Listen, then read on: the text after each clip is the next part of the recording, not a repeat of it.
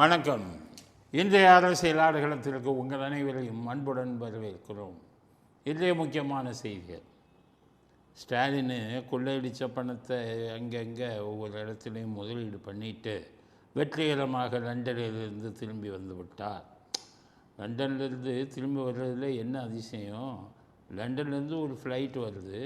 ஃப்ளைட்டில் இறங்கி அவர் பாட்டுக்கு இது ஏறி வீட்டிலேருந்து கார் வரப்போகுது. கார் ஏறி வந்துட வேண்டியது தானே? இல்லைன்னா பந்தா இருக்குது.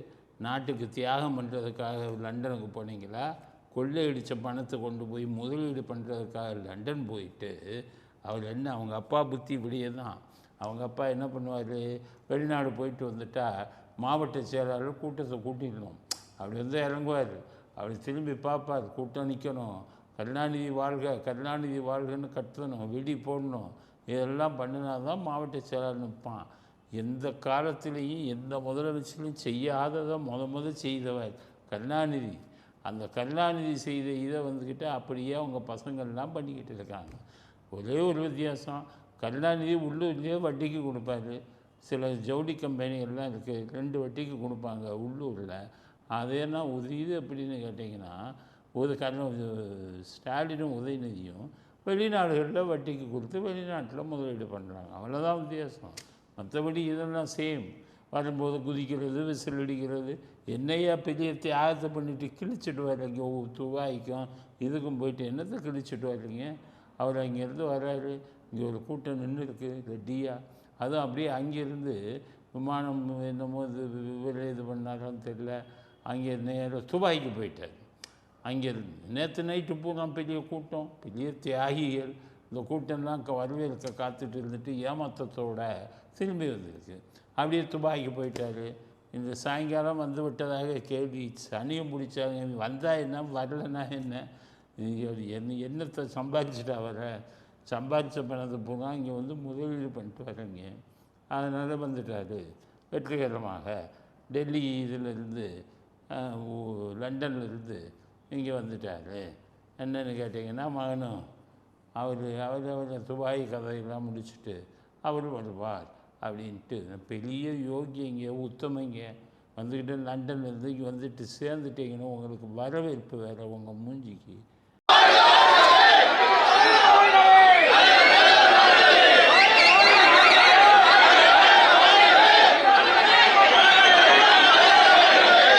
என்ன பெரிய தியாகம் செஞ்சுட்டா வந்தீங்க? எம்ஜிஆர் அமெரிக்காவிலேருந்து வந்தார்னா சிகிச்சை செஞ்சார். அவர் பிழைக்க மாட்டார்னு சொன்னாங்க 84. ஆனால் அவர் பிழைத்து வந்தார். 10 லட்சம் பேர் கூடனா ஏர்போர்ட்டில். ஏன் கூடனா அவர் செத்துருவார் அப்படின்னு சொன்னாங்க. எதிர்பாராமல் பிழைத்து கொண்டு வெளியில் வந்தார். சக்கரநாக்காண்டில் வருவாருன்னு சொன்னாங்க. கருணாநிதி ஐஸ் பெட்டியில் வச்சுருக்காங்கன்னு சொன்னார். அவர் சக்கரநாக்காண்டிலும் வரல, இதுவும் வரல. கையங்காலம் நல்ல இதோடு வந்தார். கூட்டம் கூடிச்சு. அந்த இது அதுவும் இது ஒன்றா? லண்டனுக்கு போய் ஊராம்பணத்தை கொள்ளையடித்த பணத்தை முதலீடு பண்ணிட்டு வர்றதும் இதுவும் ஒன்றா? உங்களுக்கெல்லாம் எதுக்கே வரவேற்பு அப்படிங்கிறது தான் முதல் கட்ட கருத்து. வந்த ஒன்றா ஆரம்பிச்சிட்டார். விளாத்திக்குளம் அப்படின்னு ஒரு ஊர்.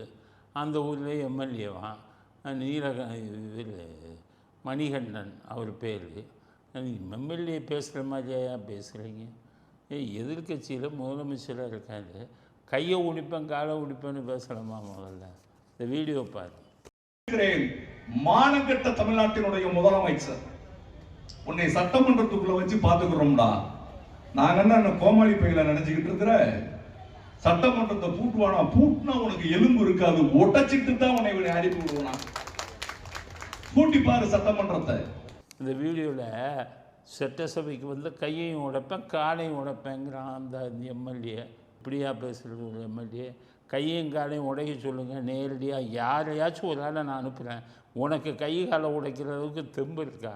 சும்மா மேடையில் இது கிடச்சிச்சுன்னு சொல்லி, மைக்கு கிடச்சின்னு சொல்லி கையையும் காலையும் உடித்து விடுவேன்னுதில்லை. நாங்கள் பிடிச்சி உள்ளே போட்டாங்க அந்த மணிகண்டனை. கைது செய்கிறாங்கங்கிறாரு. கைது செய்யாமல் என்ன பண்ணுவாங்க? கையங்காலம் உடிப்பேன்னா வயலன்ஸை தூண்டுறீங்கன்னு தானே அர்த்தம், வன்முறையை தூண்டுறீங்கன்னு தானே அர்த்தம். இதில் குதிக்கிறாரு. வந்த உடனே அறிக்கை விடுறாரு. உதயநிதி ஒரு அறிக்கை விடுறாரு, ஸ்டாலின் ஒரு அறிக்கை விடுறாரு. இவங்க 2 பேர்த்துக்கு இந்த அம்மா ஒன்று இருக்குல்ல கனிமொழி, அந்த அம்மா ஒரு அறிக்கை விடுது. பேசுகிறவங்கள பூரா குண்டர் சட்டத்தில் அடித்த கொடுமையை செஞ்சவங்க நீங்கள். ஒரிஜினலாக நல்லபடியாக பேசணுன்னே ஜெயிலுக்கு தரணுங்க நீங்கள். இப்போ நான் கையை ஒடிப்பேன் காலை ஒடிப்பேன்னு வன்முறையை தோன்ற மாதிரி பேசுனா ஜெயிலில் அடைக்காமல் என்ன பண்ணுவாங்க? நாங்கள்லாம் என்ன பேசணும்? வன்முறையை தோன்ற மாதிரியாக பேசணும்? எங்களை ஜெயிலில் அடிச்சிங்கல்ல பாவிங்க. அப்படி எதுக்கு வெக்கம் இல்லாமல் இது இல்லாமல் அண்ணன் தங்கச்சி மகன் எல்லா பேரும் 3 பேரும் ஒன்றா சேர்ந்துக்கிட்டு சாத்தானி ஆட்சி நடக்கிறதுங்கிறாரு. இவர் பெரிய யோகியர் மாதிரி. என்ன சாத்தானி ஆட்சி நடக்குது? நீ கை காலை உடிப்பம்ப விட்டுட்டு பேசாமல் இருப்பாங்களா? அப்படிங்கிறது தான் இருந்தது. நீங்கள் இந்த மாதிரி பேசுனீங்கன்னா அடிக்க தான் செய்வாங்க, கைது பண்ணி தான் போடுவாங்க. அவர் அங்கேருந்து வர்றாரு. இவர் என்னென்னு கேட்டால் அனிதா ராதாகிருஷ்ணனா 1ஆம் நம்பர் கோலை அங்கே வந்துட்டு வீணு குதிக்கிறாங்க. இருந்தார் என்ன மணிகண்டனை கைது பண்ணிட்டதை பார்க்க வந்திருக்காரு. பார்க்க வந்ததில் எனக்கு தலையை சுற்றுது, நான் வீட்டுக்கு போகிறேன்ட்டு அங்கேருந்து கிளம்பினார்.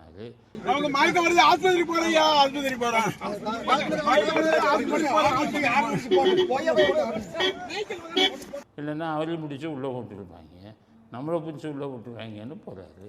போனாலும் சும்மா இருக்க வேண்டியதானே? அதிமுகவை யாராலும் அசைக்க முடியாது. அதிமுக விட்டு உன்னை அடித்து துரத்துனாங்க. ஜெயலலிதா தான் உங்களை அடித்து துரத்துனாரு இங்கே இருந்து. ஜெயலலிதா இருக்கும்போது கையை கட்டிக்கிட்டு காலில் விழுந்த ஆள் நீங்கள். இப்போ வந்துட்டு அதிமுக தொண்டர்கள் இருக்கும்போது எங்களை ஒரு அதிமுக தொண்டு இப்போ அடிப்பான் உங்களெல்லாம். அதிமுக தொண்டு இன்றைக்கி தான் தெரியுது. அதிமுக தொண்டனுக்கு வெக்கம் இல்லாமல் திமுக பக்கம் சேர்ந்துக்கிட்டு திமுக கட்சியில் சேர்ந்துட்டு அதிமுக தொண்டை எங்களை பாதுகாப்பான். அதிமுகவை யாராலும் உடைக்க முடியாதுன்னு பேசினா நீ இருப்பது அதிமுகவா திமுகவா? அனிதா ராதாகிருஷ்ணன் தான் கேட்குறேன். திமுகவில் இருந்துக்கிட்டு கட்சியில் பதவி வாங்கிட்டு மந்திரி பதவி வாங்கிட்டு கோடிக்கணக்கில் கொள்ளையடிச்சிட்டு இன்றைக்கி மாட்டிக்கிட்டோன்னு அதிமுக தொண்டன் காப்பாற்றுவானா? போய் ஸ்டாலின் காப்பாற்றுவான்னு சொல்லியா? இல்லை திமுக தொண்டன் காப்பாற்றுவான்னு சொல்லு. இருக்கிறது எந்த கட்சிங்கிறது மறந்து போச்சா? எதுக்கு அதிமுகவுக்கார அந்த எடப்பாடி ஒரு ஆள் இருக்கார கூட்டிகிட்டு போவோம் திமுக இல்லைன்னா அந்த சப்போர்ட் பண்ணுறதுக்கு அந்த தைரியத்தில் பேசுகிறீங்களா? அதிமுக தொண்டன் அப்படின்னு பேசாத. தொண்டன் அடிப்பான் அவங்கள. எதனால் அடிப்பான்னு அவனுக்கே தெரியும். அதனால் அதிமுக விட்டு ஓடின ஆடு தானே நீங்கள் எல்லாம் டிஎம்கேல. அதனால் மணிகண்டனுங்கிற எம்எல்ஏவை கைது பண்ணதில் தப்பு இல்லை, அரெஸ்ட் பண்ணணும். கையை ஒடிப்பான் காலை ஒடிப்பானா உன்னை விட்டு வைப்பாங்களா? இதில் கனிமொழி அம்மா பாருங்கள் இந்த மாதிரிலாம் கைது செய்கிறாங்க. உங்கள் அண்ணன் கைது பண்ணும்போது அப்போ மட்டும் நல்லா இருந்ததா? அப்போ பேச வேண்டியது தானே? அதனால் இப்போ அவர் மணிகண்டன் 100 கதை சொல்கிறார். எம்எல்ஏக்களை கைது செய்கிறார், அவர் சபாநாயகர் அனுமதி இல்லாமல் எப்படி கைது செய்கிறார் அப்படின்னு சட்ட பிரச்சனை கிளப்பிட்டார். சபாநாயகரா எம்எல்ஏக்களாக இருக்கீங்க, ஒன்றுமே தெரியலை. எம்எல்ஏ ரூலும் தெரியல, இதுவும் தெரியல. எம்எல்ஏவாக இருந்தால் கைது பண்ணக்கூடாதுன்னு யாரும் சட்டம் இல்லை. சபாநாயகர் அனுமதி வாங்கணும்னு சட்டம் இல்லை. எம்எல்ஏ எப்படின்னா சட்டசபை வளாகத்துக்குள்ளே ஏதாச்சும் சண்டை நடந்து கைது பண்ண போனால் சட்டசபை சபாநாயகர் அனுமதியோடு வாங்கணும். நீ குற்ற வழக்குகளுக்கு எக்ஸம்ஷன். குற்ற வழக்குகளுக்கு யார்கிட்டையும் அனுமதி வாங்க வேண்டியதில்லை. நீ ஒரு கொலை பண்ணிவிட்டு செய்து போய் உட்காந்து நீ விட்டுடுவாங்களே. அதனால் குற்ற வழக்குகளுக்கு அந்த இம்யூனிட்டி அப்படிங்கிறது எம்எல்ஏக்களுக்கு இல்லை. அதை புரிஞ்சுக்கங்க. முதல்ல மணிகண்டன் ஜனாதிபதி சபாநாயகர் அனுமதி வாங்கணுன்னு எனக்கு தெரியாது. அவங்கெல்லாம் எல்லாத்தையும் பார்த்துட்டு தான் சபாநாயகர் அனுமதி வாங்கலை, ஒன்றும் வாங்கலை. உங்களில் என்ன போட்டிருக்காங்க? சட்டம் ஒழுங்கு சம்மந்தப்பட்டமான வழக்குகளை போட்டிருக்காங்க. கொலை பண்ணுவேன், வெட்டுவேன், குத்துவேன்னா எப்படி பண்ணுவாங்க? இதுக்கிடையில் இன்னொன்று சொல்கிறேன் உங்களுக்கு. இவர் இந்த திருட்டு கூட்டம் விஜய் அவர்களால் இந்த திருட்டு கூட்டத்தால் விஜய் அவர்கள் உயிருக்கு ஆபத்து வரக்கூடிய சூழ்நிலை நிலவி கொண்டிருக்கிறது. அது மாதிரி ஒரு செய்தி வந்திருக்கு. இந்த திருட்டு கூட்டம் என்ன வேணாலும் பண்ணுவான். இவன் அண்ணாதுரையை கொண்டதுலேருந்து இதில் அண்ணாதுரை இவன் தான் கொண்டான்னு அப்போவே சொன்னாங்க. இவர்கள் தான் கொண்டார்கள். அண்ணாதுரை புற்றுநோய் வந்திருந்தார். கொலை பாதகர்கள் இவர்கள். கொலை செய்வதற்கு அஞ்சாதவர்கள். தாங்கள் கொள்ளையடிக்கக்கூடிய பணத்துக்கு ஏதாச்சும் ஆபத்து வந்தால் வெறும் 10 கோடி ரூபாய்க்காக இவரை கொலை செஞ்சவங்க இவங்க. அண்ணா நகர் ரமேஷை நான் சொல்கிறேன், வெறும் 10 கோடி. அதனால் பணத்துக்காக என்ன வேணாலும் பண்ணுவாங்க. இப்போ வட இந்திய ஆங்கில பத்திரிகைலாம் அது பெருசாக வந்திருக்கு. அதுக்கு பேர் மேகலாய சதி அப்படின்னு போட்டிருக்காங்க. மேகதாய சதினா ஒவ்வொரு எம்எல்ஏக்கும் 35 கோடி ஒதுக்கியிருக்கானோ. ஆக 107 எம்எல்ஏன்னா 103 எம்எல்ஏன்ட்டு 35 போடுங்க, கிட்டத்தட்ட 4000 கோடி வரும். 4000 கோடியை ரெடியாக வச்சுக்கிட்டு இருக்க இந்த திருட்டு கூட்டம் மேகதாய சதி. அதாவது ஆட்சியை கவுத்திட்டு அந்த 100 எம்எல்ஏக்களை விலைக்கு வாங்கி அந்த 100 எம்எல்ஏக்கள் ஆதரவோடு இவன் ஆட்சி அமைச்சு மறுபடியும் கொள்ளையடிக்கணுங்கிறது தான் எண்ணம். அந்த எண்ணம் இப்போ வெளி மாநில பத்திரிகைகள் பூரா இப்போ போட்டுக்கிட்டு இருக்கான். மேகதாய சதின்னு அதுக்கு பேரை போட்டு, எதுக்கு மேகதாய சதின்னு வந்தது அப்படிங்கிறது, அந்த தலைப்பு வந்ததுங்கிறது தெரியலை. அதனால் 35 கோடி ஒரு எம்எல்ஏக்கு ஊரை கொள்ளையடித்து லண்டன்லேயும் இதுலேயும் கோடி கோடியாக பணத்தை வச்சுருக்கிறதுனால ஆளை கொலை பண்ணுறதுக்கு இந்த அஞ்சாத கூட்டம் இந்த கூட்டம். அதனால தான் மிகப்பெரிய அளவில் சதி திட்டம் தீட்டிக்கிட்டு இருக்குங்கிறது செய்தி எங்களுக்கு வந்திருக்கு. வட இந்திய பத்திரிகையிலே அது வந்திருக்கு. ஆட்சி கவிழ்ப்பது வட இந்திய பத்திரிகையில் வந்திருக்கு. இவர் உயிருக்கு ஆபத்து இருக்குங்கிறது உங்களுக்கு உளவு பிரிவிலிருந்து வந்திருக்கு. ஜாக்கிரதையாக இருங்கள் அப்படிங்கிறது தான் எங்களுடைய கருத்து. வெளியிலே வராதிங்க, இவன் என்ன வேணாலும் பண்ணுவான் கொள்ளையடிக்கிறதுக்கு அப்படிங்கிறது அடுத்த கட்ட கருத்து. அடுத்தது சிவி சண்முகம் ஆதரவாளர்கள்னால் இன்றைக்கி 1000 பேருக்கு மேலே விலகிட்டாங்க. ஏடிஎம்கே விட்டு விலகிட்டுன்னு சொல்கிறாங்க. தலைமை சரியில்லைங்கிறாங்க. ஒட்டுமொத்தமாக ஒரு 1000 பேர் விலகிறதுக்கு காரணம் 1000 தலைமை சரியில்லை. தலைமை சரியில்லை. எடப்பாடி பதவி விலகணுங்கிறாங்க.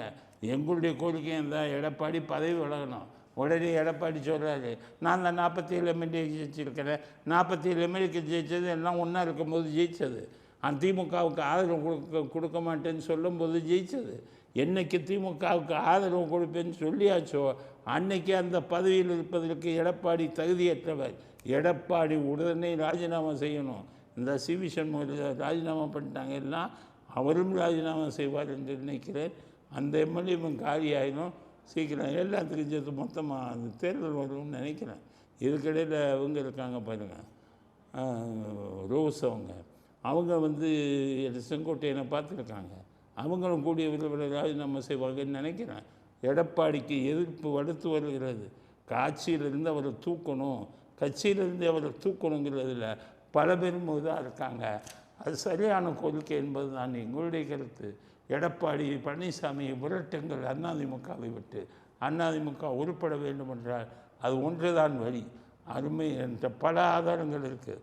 அதனால தான் உங்களுக்கு சொல்கிறேன், எடப்பாடி திமுகவுடன் நடத்திய சீக்ரெட் டீல் அத்தனையும் என்னிடம் இருக்கிறது. அதனால சொல்கிறேன், எடப்பாடி பழனிசாமி நீக்க வேண்டும் என்று சிவி சண்முகம் சொன்னது உண்மையான விஷயம்.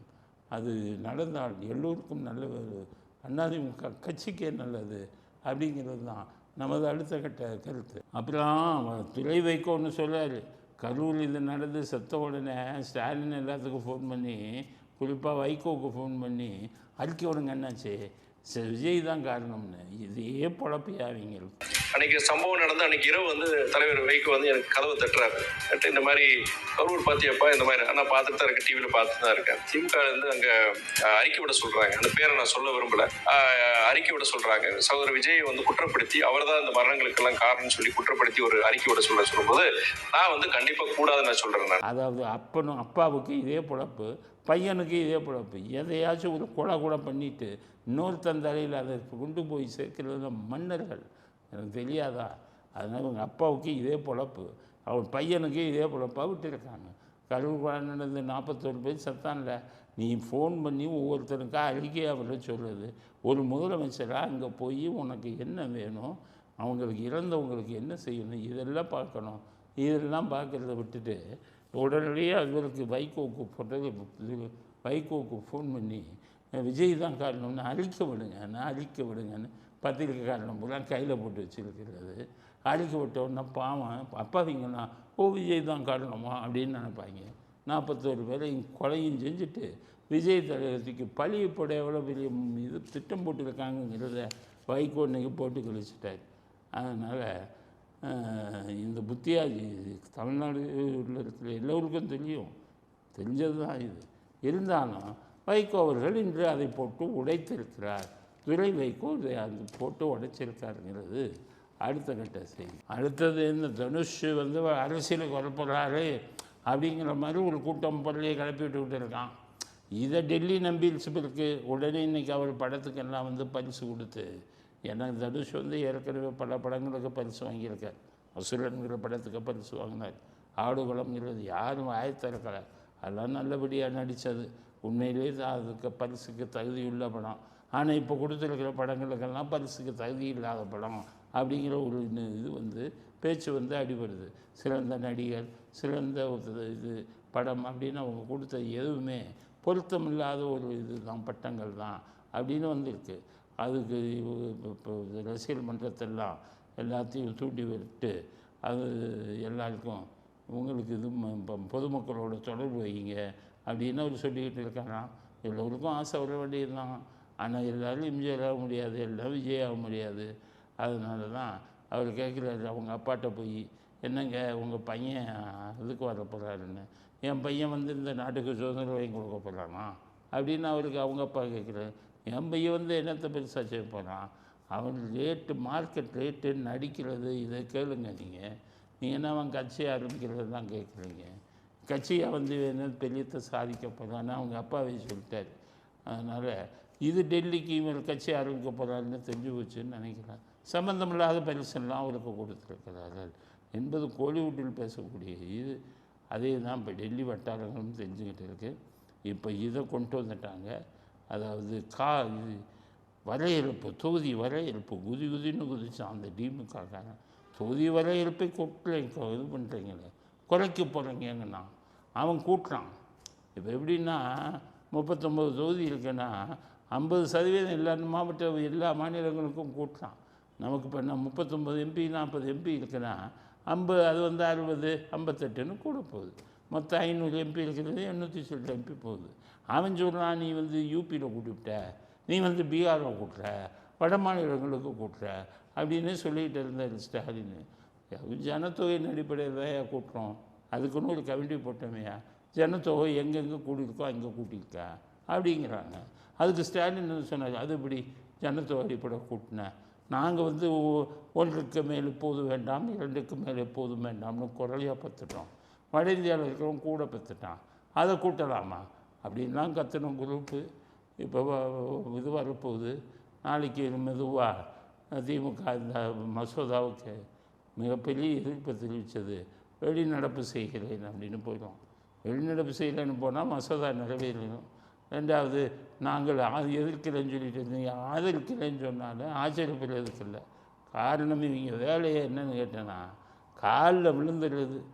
ஆட்சியை பிடிக்கணும், ஊழலில் சம்பாதிச்ச பணத்தை காப்பாற்றணும். அப்படி இதுதான் ஸ்டாலினோட நோக்கம், திமுககாரனோட நோக்கம்தான். அதனால் நம்ம தொகுதி வரையறை மசோதா நிறைவேறுவதற்கு வாய்ப்பு இருக்கிறது. நிறைவேறினாலும் நமக்கு தப்பு இல்லை. 80 30 40 சீட்டு வந்து 60 சீட்டாக கூட போகுது அப்படிங்கிறது தான் நம்மது. ஜனத்தொகையின் அடிப்படையில் கூட்டினா நம்ம என்ன பண்ண முடியும்? ஜனத்தொகை அங்கே அதிகம் இருக்கிறதுன்னு சொல்லலாம். வேறு ஏதாச்சும் ஆதாரம் கிடைத்தாலும் கொண்டு வந்து சுப்ரீம் கோர்ட்டில் கேஸ் போடுங்க, சம்மந்தப்பட்டவர்களுக்கு அதுதான் நான் கொடுக்கும் அறிவுரை அப்படிங்கிறது அடுத்த கட்ட கருத்து. காக்ரோச் ஜனதா பார்ட்டின்னு ஒன்று கொண்டு வந்துட்டான். அங்கே வட இந்தியாவில் பார்த்தீங்கன்னா காக்ரோச் ஜனதா பார்ட்டி, கருப்பாம்பூச்சி ஜனதா பார்ட்டின்னு பேர். அது பார்த்தோன்னா இளைஞர்கள்லாம் அதில் போய் சேர்றான். இப்போ இளைஞர்கள்லாம் எப்படின்னா ஒன்றையும் அவன் வித்தியாசமாக பேர் வச்சாதான். அவன் காக்ரோச் ஜனதா பார்ட்டின்னு பேர் வைக்கிறான், அதில் போய் லட்சக்கணக்கான பேர் சேர்றான். ஏன்னா எதிர்கட்சிகளுக்கு ரொம்ப பிடிச்சிருக்கு இந்த காக்ரோச்சுன்னு. ஏன்னா இப்போ அந்த எல்லாத்தையும் இந்த யூடியூப் சேனலுக்கெல்லாம் பேர் வைக்கணும் அப்படின்னு நான் எடுத்தேன். சின்ன இவங்களை கேட்டேன், இங்கே வேலை பார்க்குறவங்க என்கிட்ட என்னப்பா பேர் வைக்கிறான்னு. அவன் சொல்கிறான் தயிர் பச்சடின்னு வைங்க சாருங்கிறான், கிழிஞ்ச காகிதம்னு வை சாருங்கிறான், என்னென்னு வேஸ்ட்டு பேப்பர்னு வைங்கிறான். வேஸ்ட்டு பேப்பர்லாம் என்ன, வேஸ்ட்டாக போட்டு ஒன்றுக்கு லாய்க்கு இல்லாத பேப்பர்னு. ஏண்டாடி எல்லாம் அவசகுணமாக சொல்லுவீங்களே, நல்ல பேர் சொல்லுங்கன்னா. இந்த காலத்து இளைஞர்களுக்கு வந்து இப்படிப்பட்ட பேர் தான் பிடிக்குங்கிறான். அது நான் நேதாஜி டிவின்னு வச்சா எத்தனை பேருக்கு பிடிக்குதுங்கிறீங்க? அதை விட வேஸ்ட்டு பேப்பரு, தயிர் பச்சடி, தயிர் இது அந்த மாதிரி பேருக்கு தான் காரணம். அது மாதிரி ஸ்டைலு மாறி போச்சு. கருப்பாம்பூச்சி ஜனதா கட்சின்னு வச்சான், போய் லட்சக்கணக்கில் சேர்த்தான். சேர்ந்தவன் இன்றைக்கி போராடி இருக்கான், டெல்லியில் பெரிய போராட்டம். என்ன போராடி இருக்கான். நீட்டு தேர்வில் எக்ஸாமு கொஷின் வந்து வெளியில் வந்துருச்சு பரீட்சையில், இதில் ஏதோ துள்ளுமுள்ளு நடந்திருக்குன்னு போராடுறான். நீட்டு தேர்வு வேணான்னு போராடல, நீட்டு தேர்வில் துள்ளுமுள்ளு நடந்திருக்கியா, கொஷின் ஏன் வெளியில் வந்ததுன்னு போராடுறான். கரெக்டு தானே, கொஷின் வெளியே வந்திருக்கு. இங்கே நம்ம இங்கே குதின்னு குதிக்கிறாரு உதயநிதி ஸ்டாலின். ஐயா அது கொஷின் எப்படி வெளி வந்ததுங்கிறத விட்டுட்டு பற்றியா நீ தேர்வானான்னு அப்போ இருந்தே சொன்னல அப்படின்னு ஒழுங்காக போய் நியூஸை பாரியா. அதில் நியூஸில் என்ன சொல்கிறான், அந்த கொஸ்டின் தேர்வு வினா தாழ்வு ஏனையா வெளியில் வந்ததுன்னு போராட்டம் நடத்துகிறான்.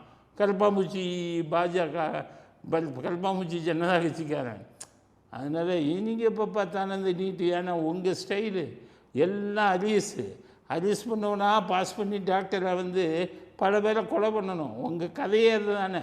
உதயநிதி கதை இதுக்கு இவர் மகன் எல்லாம் டூப்ளிகேட் டிகிரி வச்சு மாதிரி டூப்ளிகேட் டிகிரி வச்சுருக்கான். 45 மார்க் வரவன்லாம் டாக்டர் ஆகி ப்ரைவேட் மெடிக்கல் காலேஜை சேர்ந்து எந்த பரிசையும் இல்லாமல் பாஸ் பண்ணி மற்றவனை பாஸ்ன்னு வாங்கிட்டு டாக்டர்னு பேரை போட்டுட்டு மற்றவனை கொல்லணும்.